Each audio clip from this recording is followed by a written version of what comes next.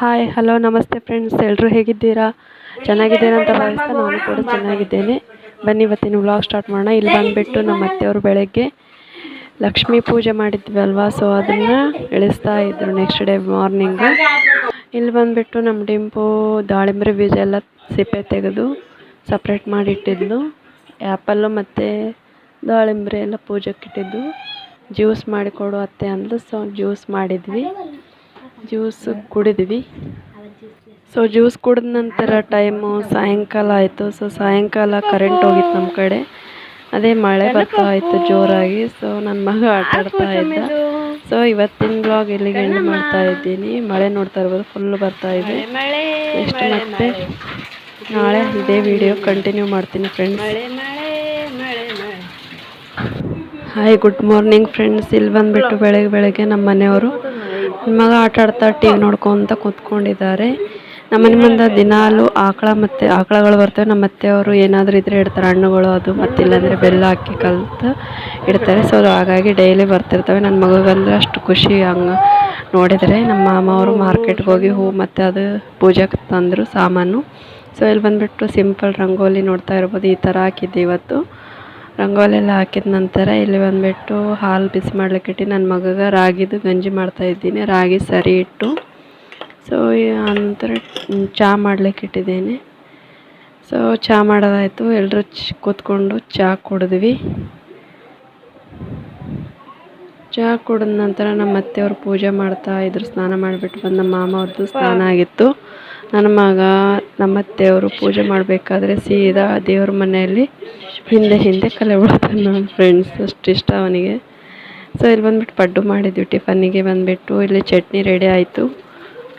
ಪಡ್ಡು ಚಟ್ನಿ ಮತ್ತು ದೋಸೆ ಮಾಡಿದ್ವಿ. ಸೊ ನಮ್ಮ ಮನೆಯವರು ಎಲ್ಲರೂ ಟಿಫನ್ ಮಾಡಿ ಹೋದರು. ನಮ್ಮ ಅತ್ತೆಯವರು ನಾನಿಬ್ಬರೇ ಇದ್ವಿ. ಸೊ ಇಬ್ಬರು ಟಿಫನ್ ಮಾಡ್ಕೊತ ಕೂತ್ಕೊಂಡ್ವಿ.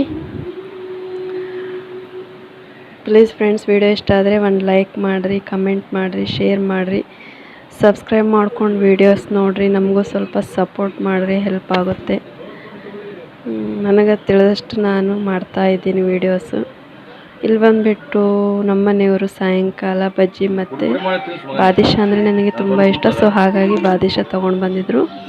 ಮತ್ತು ಸಾಯಂಕಾಲ ಅಂದರೆ ರಾತ್ರಿ ಅಡುಗೆಗೆ ರೆಡಿ ಮಾಡ್ತಾಯಿದ್ದೆ. ಬೆಂಡೆಕಾಯಿ ಕಟ್ ಮಾಡ್ತಾಯಿದ್ದೆ ಪಲ್ಯಕ್ಕೆ. ಸೊ ರೊಟ್ಟಿ ಮಾಡಿದ್ರೆ ಆಯಿತು ಇವತ್ತು ಅಂತ ಅಂದ್ಕೊಂಡೆ.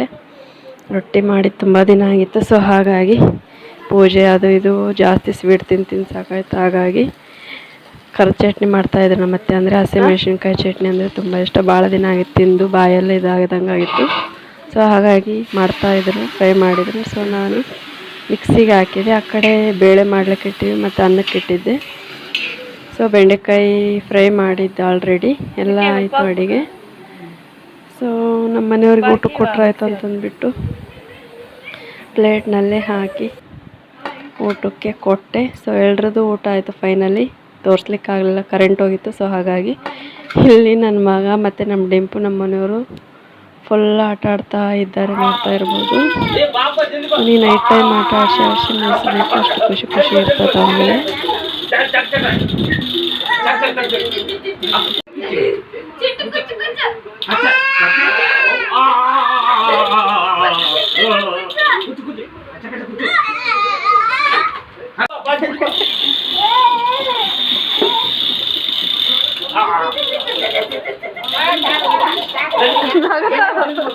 ನಗತದ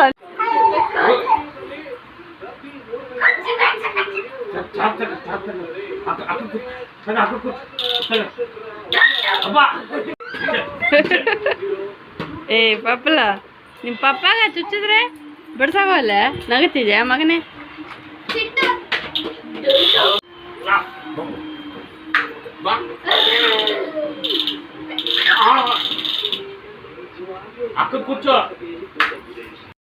ಓಕೆ ಫ್ರೆಂಡ್ಸ್, ನಿಮಗೆ ಈ ವಿಡಿಯೋ ಇಷ್ಟ ಆಗಿದೆ ಅಂತ ಭಾವಿಸ್ತಾ ಈ ವಿಡಿಯೋನ ಇಲ್ಲಿಗೆ ಎಂಡ್ ಮಾಡ್ತಾ ಇದ್ದೀನಿ.